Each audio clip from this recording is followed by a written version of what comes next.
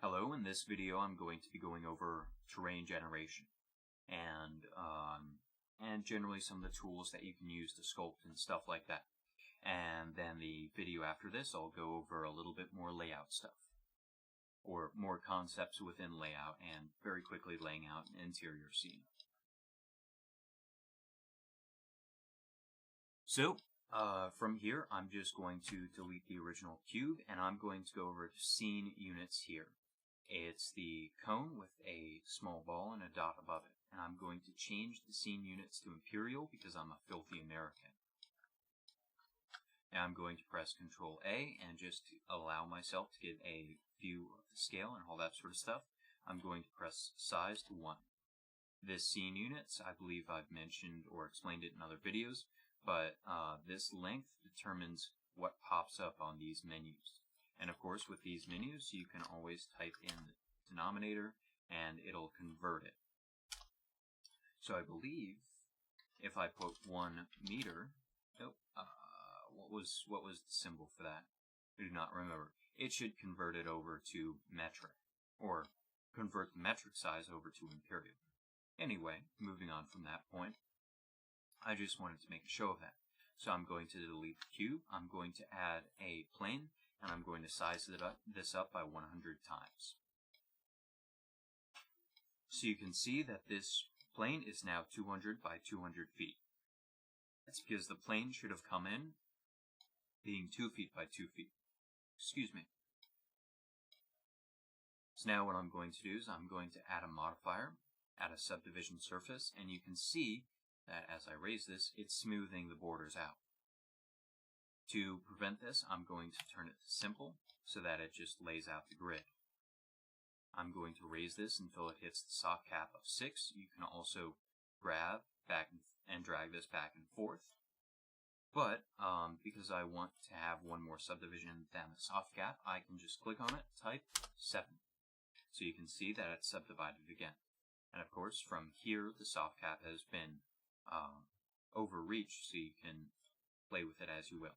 However, I would highly recommend not grabbing and dragging this, as because the soft cap is removed, any safeties are removed, and you can very quickly overburden the scene with too much geometry.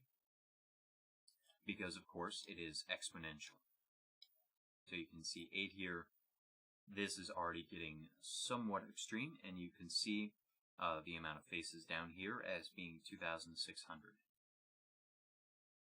Anyway, so keeping it at 7, I'll keep it at 7 for now, and I'll add another subdivision later if I need it. I'm going to go into Add Modifier and add a displacement. So now you can see that it disappears and flies way up. This is because I did not freeze the transforms of the plane. So if I have the plane selected, press Control A to scale, it'll freeze the transforms, or the scale transform, based on all of this. Scale rotation sets, of course, freezes the rotation, apply rotation applies the rotation, and scale location means that the 0, 0, or the origin of the object will be set to the 0, 0 origin of the world. Anyway, you can see now that it's only slightly displaced above the surface now. I'm going to add a new texture, and you can see that it dips down because the stand-in texture is completely black. I'm going to go in here, and I'm going to change this to clouds. You can change it to whatever you desire and whatever works for your scene, or what environment you want to generate, or local environment you want to generate.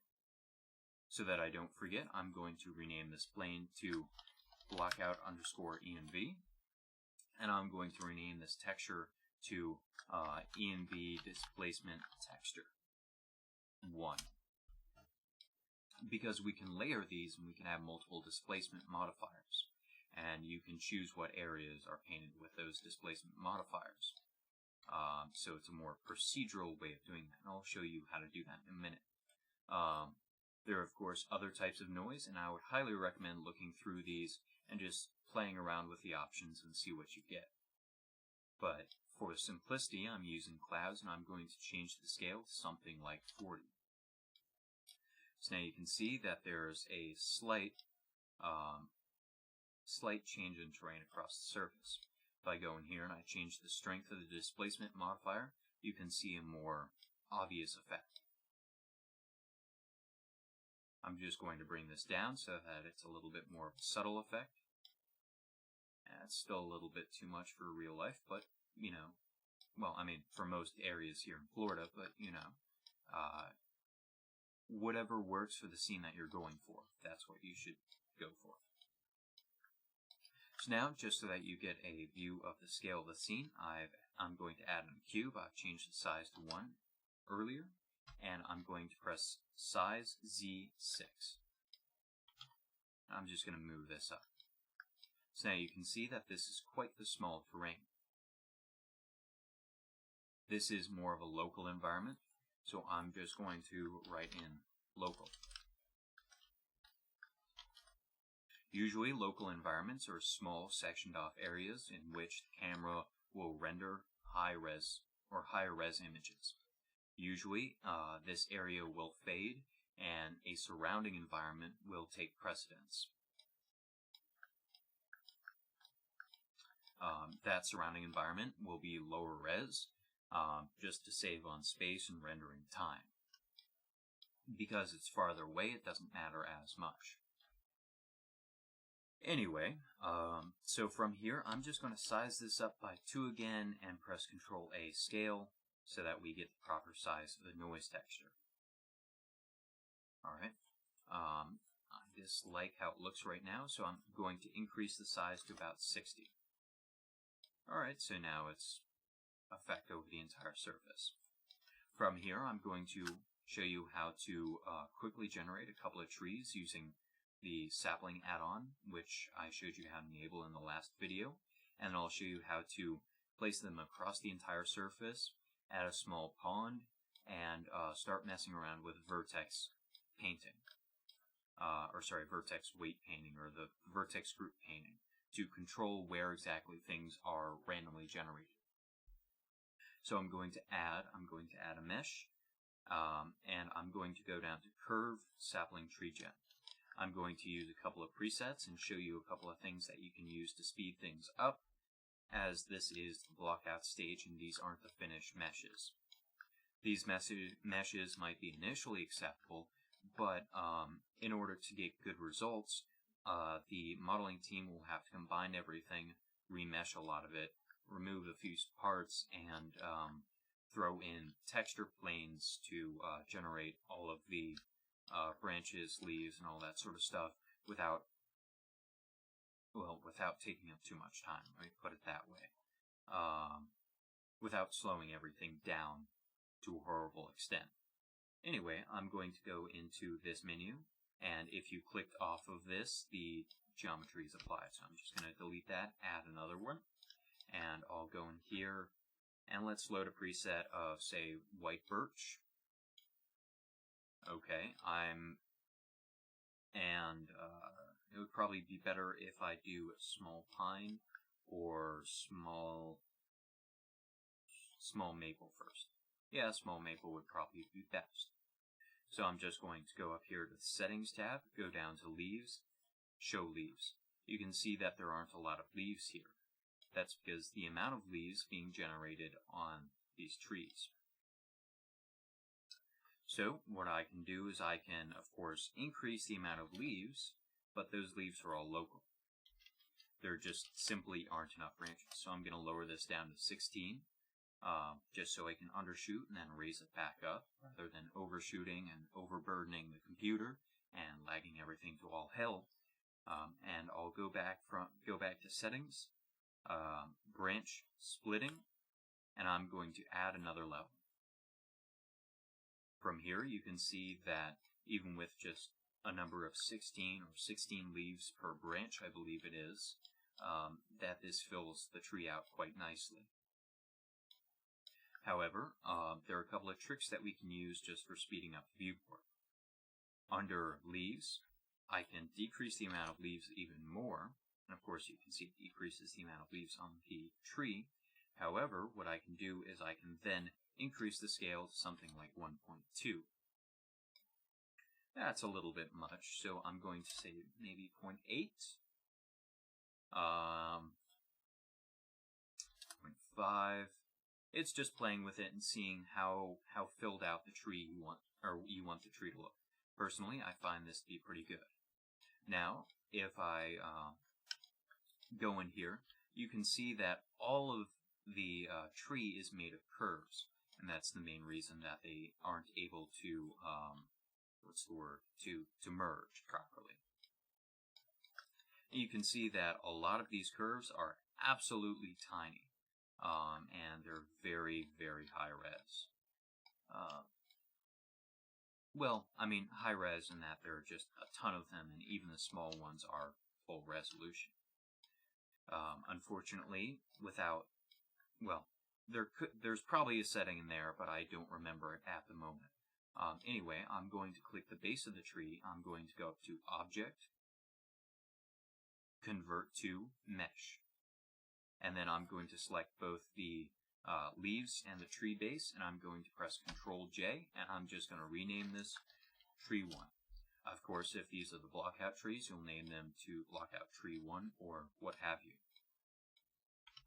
I'm just going to quickly generate a second tree, just so you can see a quick bit of functionality where you can randomly generate across the terrain multiple types of trees. I'm going to just load up a preset and add,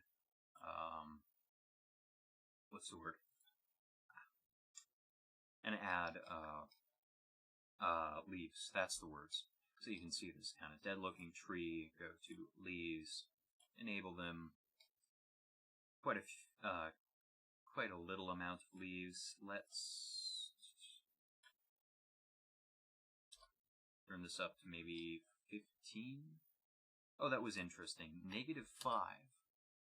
Okay, so that put multiple leaves on the end of it. Interesting. I forgot that was a thing. Anyway, I'm going to raise this up to about 15 and scale all of the leaves up. Same as before.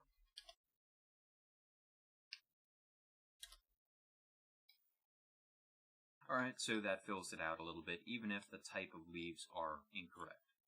And of course, go back to Object, Convert to Mesh, join these two.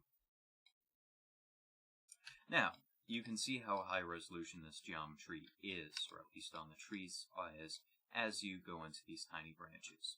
These branches, when modeling, won't be completely round, or they won't be done physically at all. There'll probably be large planes of geometry that have the textures of the trees on them.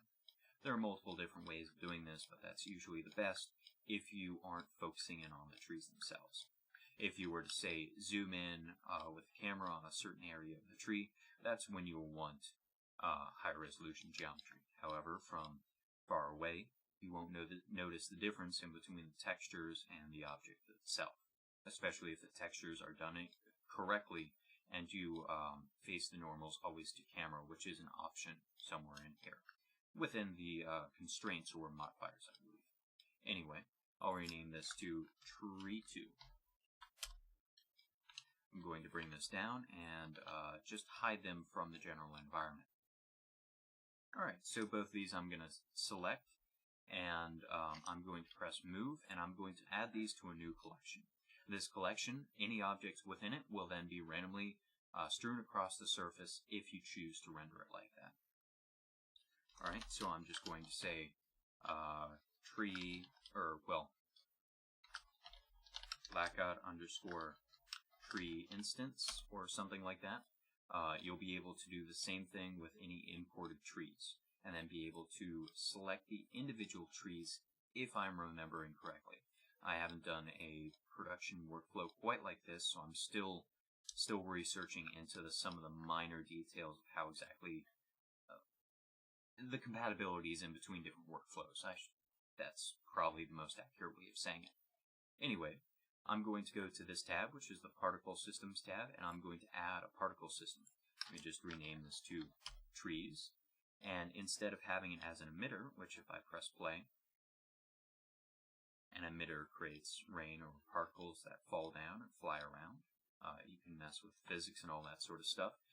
If I wanted to do rain or snow or sleet, I would change the settings, of course, of all the physics, but also have these render as a small plane in the same sort of way I'll show you how to do in a moment.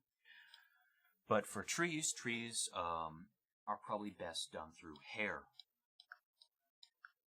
So adding a hair system, you can see that there are a ton of hairs across the across the surface. Excuse me.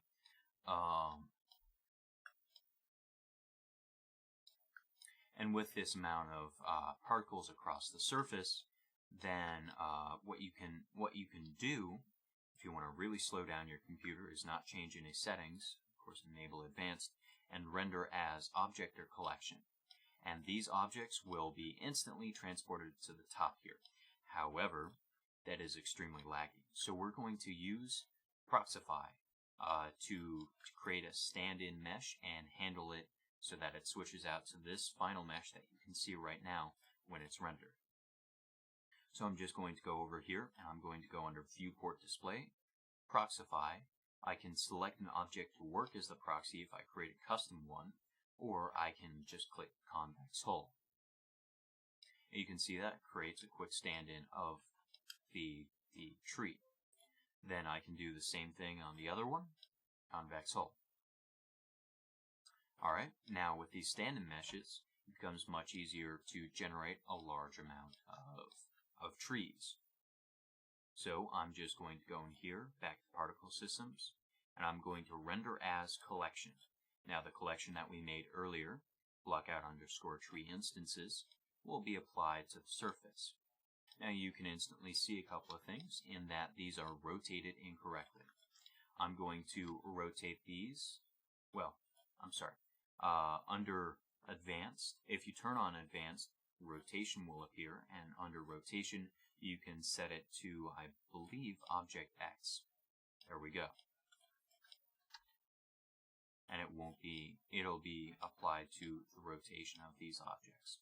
Now if I do randomize phase, you can see that that it slightly randomizes the rotation in the x-axis. Excuse me. However, if you do it under randomize, it will randomize them in different directions. If you have this correctly set, which I was doing it earlier, it's one of these options where it randomly rotates around rather than having every tree face the same direction. However, as soon as I remember that, I'll be sure to put it in another video and show you exactly what I mean.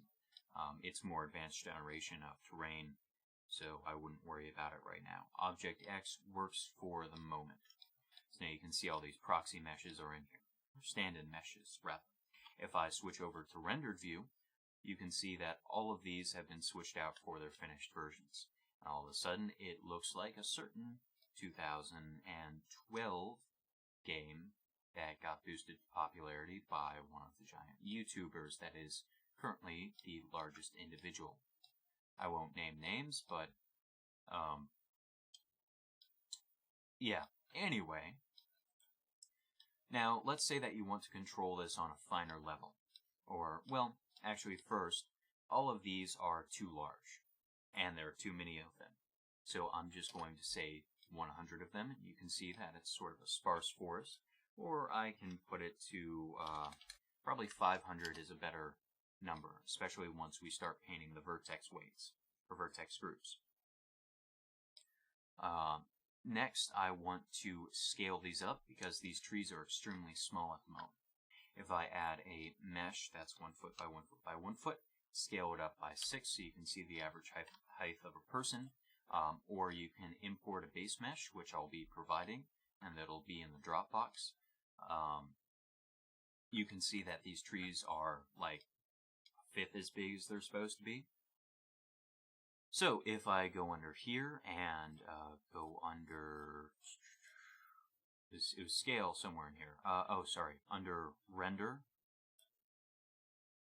scale, I'm just going to set these to 1. And you can see that this scale is not the same as the scale of the objects down here. And just to make sure, I'm just going to press apply to scale, and of course, because it's an instance, it doesn't apply to scale. But these scales should all be at 1. So what's happening? Truth be told, I'm not exactly sure. However, I believe 0.1, or not 0.1, I was incorrect. 0.3, 0.2 is the correct scaling for these. Or maybe it's a bit bigger, 0.25 possibly. This might be based off of the original hair length. Yes, it does seem to be. Okay, I apologize. So you can either scale through here or scale through hair length. My bad, something's just slipped my mind. And now you can see that this small patch of densely wooded area is quite small. I'm just going to scale it up a bit more, maybe say 2 times, and apply the scale. Alright, this of course affected the displacement. However, since we haven't gone into a little bit more advanced stuff with groups, it doesn't matter as much. So, let's say that I want to clear a path through these trees or change the density so that there are more in this area and less in this area, or such and so forth. What I can use are something called vertex groups. First thing I have to do is I have to apply the subdivision modifier. And this will change the generation of them a little bit. I'll go into how to completely correct this later, but it's kind of odd. This is primarily due to how hair generation works. So if I go into the particle system, go to hair, we can change the seed, and we can change how often the hair is grown. And if I just quickly go and remove, have this rendered as path, you can see that they're non-uniform now. To make them more uniform, you can use modifier stack, random order, even distribution, particles of face. That doesn't really do anything in this scenario. Change the jittering amount, but it's something that can be a little bit finicky, unfortunately. But the best thing is to just play with the seed and see what works best. Anyway, I'm going to go back and render as collection, and maybe change the seed a little bit until I find something that I like. If you use the scatter add-on, a lot of this stuff is all taken care of for you. But unfortunately, it's a paid add-on. But it's a very, very good paid add-on. And if you find somebody that really likes generating terrain or randomly generating trees and such, I'll be happy to pay for it, as it greatly speeds up your workflow. Anyway, so you can see now that these trees are pretty much at a good height, but they could use some randomization. So I'll just go and render, scale randomization like that, and maybe bring up their scale a little bit more. Alright, so you can see that it's like some sort of grove or light forest. Now what I can do is I can play with vertex groups finally. I'm sorry, I keep saying vertex groups and then not actually doing anything. If I add a vertex group and name this something like forest, then what I can do is I can go under the particle system settings, go under vertex groups, and use the density of forest, or invert the density using this little icon. Invert the mask of it for it, and wherever the weighting or skinning of the vertex group is, then the forest will be applied. Currently, because the vertex group is empty, it's being ignored. So if I go in and I unselect everything by pressing Alt-A, and for the future I'm going to have screencast keys enabled, so you can see that down there. So I press A for selecting everything, Alt-A to unselect everything, and I press select this, you can see that nothing is selected. However, if I select, say, a few of these vertices and click assign, now it stops being ignored and all of the trees are in that area. I'm going to select everything and press assign so that the trees are once again distributed over the surface. From here, I'm going to go into weight paint, and you can see that we are painting along this. If you have multiple vertex groups, you simply switch in between them in this menu. Anyway, so I'm going to turn down the weight, and I'm going to just kind of paint. You can see that the trees are kind of freaking out by the way that they're generated. You get these sort of patterns where it's being jittered or moved. I don't know what the past term of jittered is. It's jittering them. I don't know how to speak anymore. But you can quickly see that we're able to quickly paint out rows or different areas. If you want to go through and add something like a lake, then you can have a couple of very simple ways of doing this. Alright, so let's say that that's acceptable for what we want to do. And so what I'll do is I'll add another displacement modifier, and I'll click the vertex group and choose forest. Now I'll click forest with strength of, increasing the strength of whatever it is, and of course I can change the mid-level. Though in this case, because no textures are actually being applied, it doesn't do much. So anyway, I'm going to increase the strength of this, and I'm going to raise this above the particle setting, so that the particle setting is applied to the mesh after the displacement. And you can see that there's a variation in terrain height. Now, of course, you can add more particle systems, start adding rocks, trees, and all that sort of stuff. Rocks, grass, and everything else. But for blockout, this is the big important step, just understanding this. And just to be able to see everything, I'm going to add a light, a sun, and rotate it. And then just, there we go. So you can see that these trees have been placed around. If you want to add distinction for exactly where the water is, if you just add a plane, scale it up a bunch, and then bring it up to that level, you can see that this area looks, well, it has a definitive difference in between where the pond is, or where the small lake is, or creek is, as compared to the rest of it. However, you can now see that because the generation of the trees is completely dependent on the same generation that's used for the lake, this doesn't exactly work well. And you see that trees, and if you use other particle systems bleed into the lake, or the creeks or areas that you wouldn't naturally see them apply. So what you can do is you can simply click on this, add another vertex group, or you can use this modifier thing, and you can duplicate vertex group somehow. This is one of these. Not mirror the vertex group. Copy vertex group. Yeah, I'm sorry.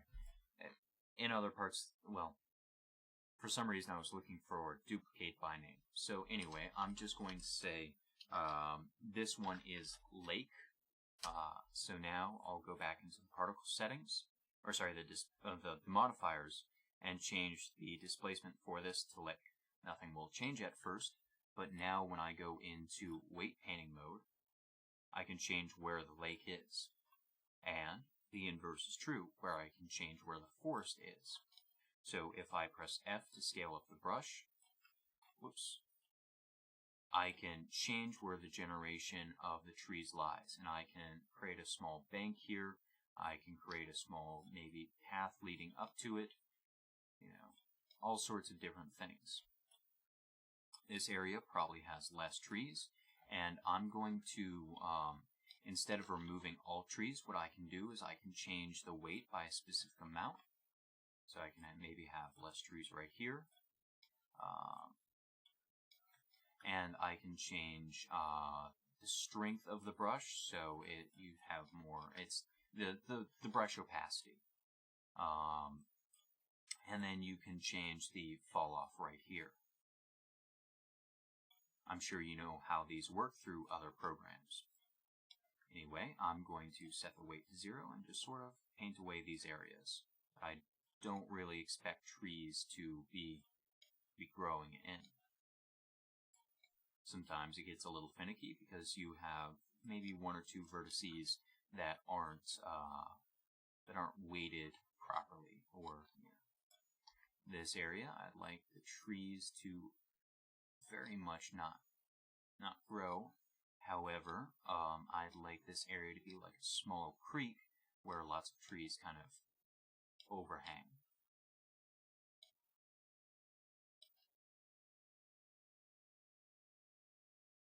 Anyway, from here I can do a variety of things, mainly just increasing the amount of particle systems I'm using and placing around small stand-in meshes. I'll show you an example for a rock just so you can see what I mean. So if I go through and I add a cube, that cube is going to be at the 0, 0 origin, and I'll just scale it up a little bit, and I'm going to press period so that I focus in on it. If I wanted to hide everything else, I can also press the backslash button. And there you go. So I only have this and not the rest of the scene to worry about. I'm just going to go into sculpt mode. I'm going to turn on dynamic topology. That's fine. And I'm going to turn off X.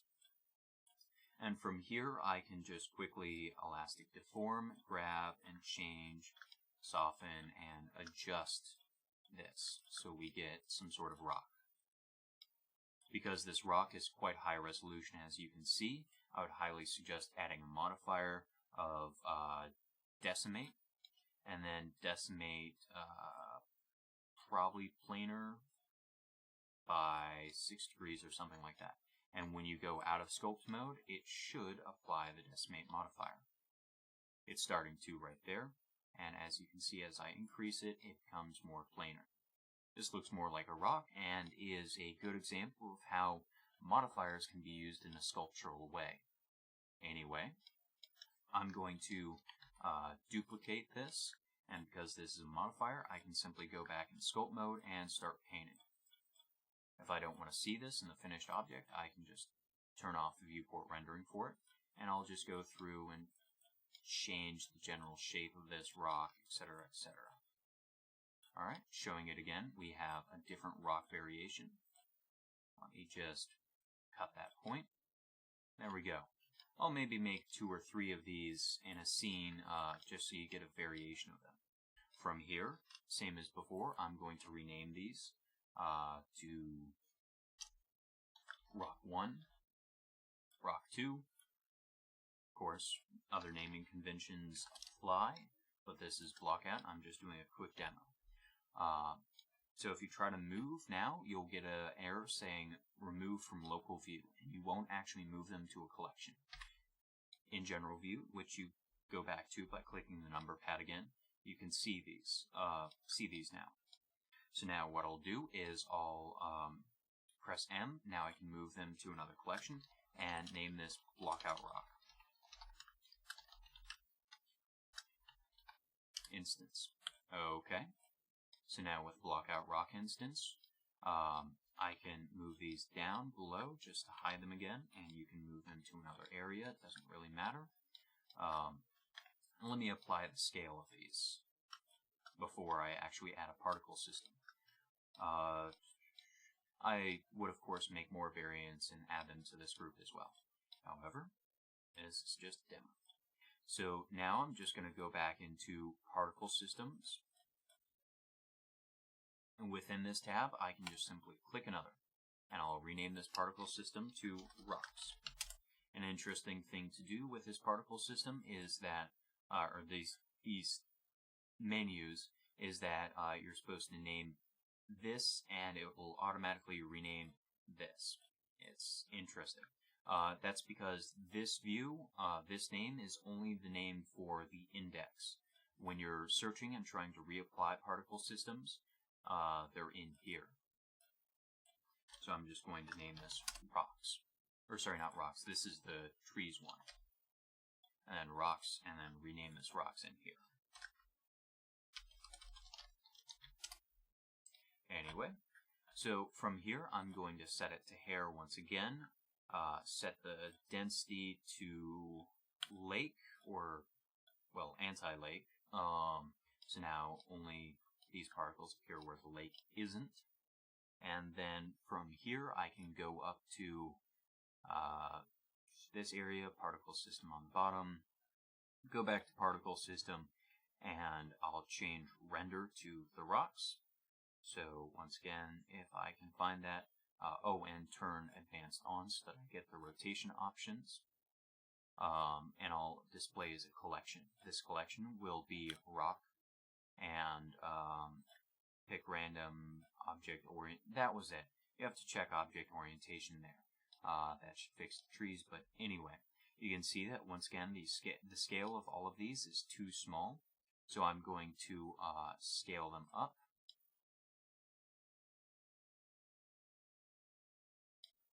Okay, so now we have a ton of practically boulders in the scene. I'm going to increase the scale randomness, increase the scale a little bit more. And from here you can see, you can guess that you would paint, or you would add another vertex group. So this I'm just going to name, I'm going to remove this one because this has no data. I'm going to duplicate the rock one. So copy vertex group, name this rocks or boulders. Of course, when you're in a scene and you're doing this a lot for a lot of different layers, it's best to name them both succinctly and detailed, or with enough information to differentiate it from every other rock particle system, because you may do 2 or 3 rock systems. Anyway, with that, I'm going to change the particle system over to the rock vertex group. I'm going to go into weight painting, and I'm going to be able to quickly apply where I want all of the rocks and where I don't want all of these larger rocks. Alright, so I'm just going to increase the strength, and you can see that because there are a lot of rocks and this is a small area, it applies all of them in one small area. However, if I go through and add more rocks in different areas, you can see that 1,000 gets spread out. And of course, changing the weight changes the density, as I said before. So this particle system has too many, so I'll just go into the particle system settings on the left here and turn this down. Maybe to 112. And then I'm going to go into rotation, as they're all rotated the same way, and just bring up the randomize a lot. Oh, object rotation is on, so it overdoes everything, or overwrites everything. You can also change phase. So anyway, I'm just going to increase the randomization.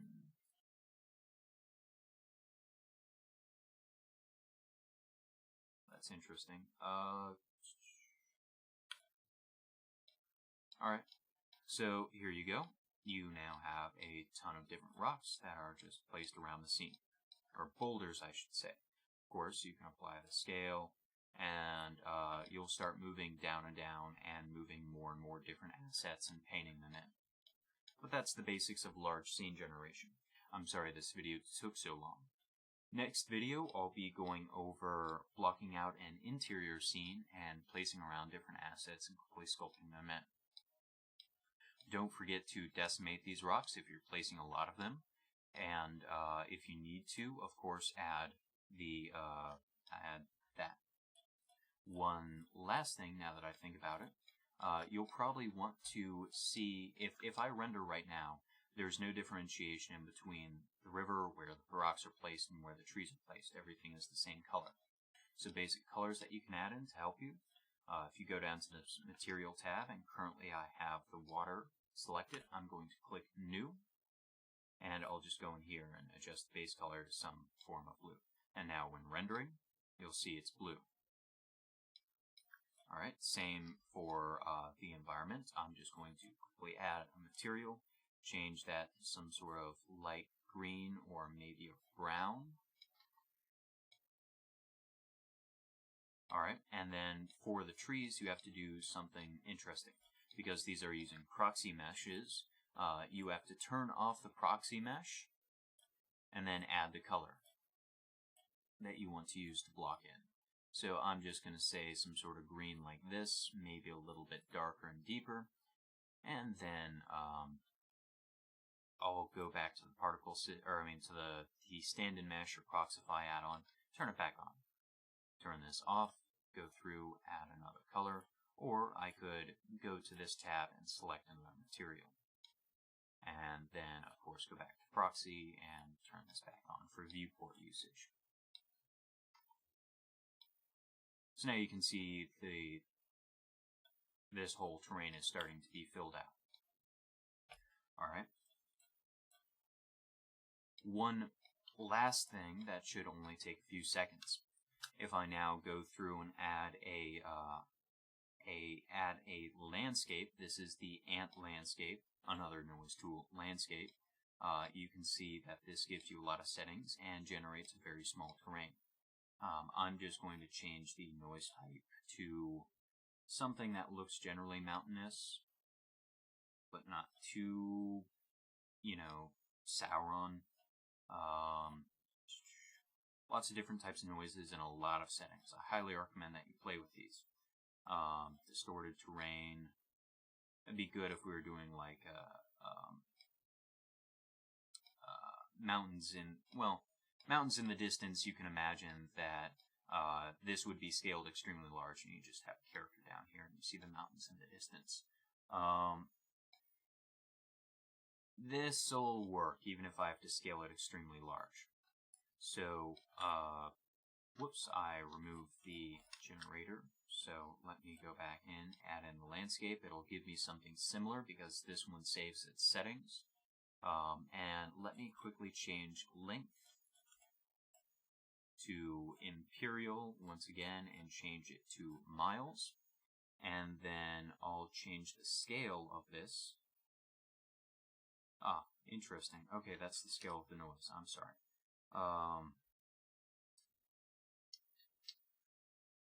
Okay. My apologies. For some reason, I thought that there was a setting in there for overall scale, but I guess not. I'm going to size this up just a lot. If I can be honest, I'm not really paying attention to full scale, but I know that this clipping distance is 0.6 of a mile. So I'm going to have this right about here, and that's the size of about a real mountain. Of course, I'm going to go back into N, or press N again, and change the clipping distance. It's under View, Clipping Distance, Clip Start. 1. Oh, I changed from imperial. Okay, let me change back to miles, and let me change the clip end to 2, or maybe 3. Alright, so now 3 miles is this distance from the camera, and this is maybe not exactly a small mountain, but a medium. It's a location. Let's say that we want a character along this ridge. Of course, we should have increased the subdivision level from the noise tool, so we would have gotten more detail. But let's say we want a character walking along this ridge. If I go into edit mode and I select the area that I want the character to inhabit, the local location, just grab a few different areas. I'm pressing C for this cursor, this area select. Alright, I'm just going to press Shift D to duplicate, press B by selection of part, and there we go. So we've got a separate mesh of this separate area. This will be your local area. We can then add a subdivision surface and start to play with it. And of course, move or change any surrounding geometry. Alright, so let's have like a character on this ridge, and character, just to remind you, let me change units back to feet. Whoops, not inches, not miles, feet. one size by 6. So character scale is this big. If I go in here, let me increase the subdivision in the viewport a little bit. Just because I'm using Calmole Clark, because I wanted to cut away some of this area, I'm just going to apply this. From here, I can go into sculpting mode, making sure Dynatopo is off, and I'll turn off the x-axis, and I can start sculpting the terrain with a little bit more detail. And then, of course, doing particle systems and all that sort of stuff will come next. You can see how a lot of environmental and terrain generation is very, very procedural, and you add a lot of the final touches yourself. As you go in more detail, you can feel free to add more subdivision surfaces and apply them in order to give yourself more detail. I believe we also have multi-res, but I forget how to use this. It's been years since I've used Blender's multi-res for sculpture. There are a lot of videos that are much better at teaching sculpture rather than myself. Just one last tip. Crease is very good for creating sharp edges.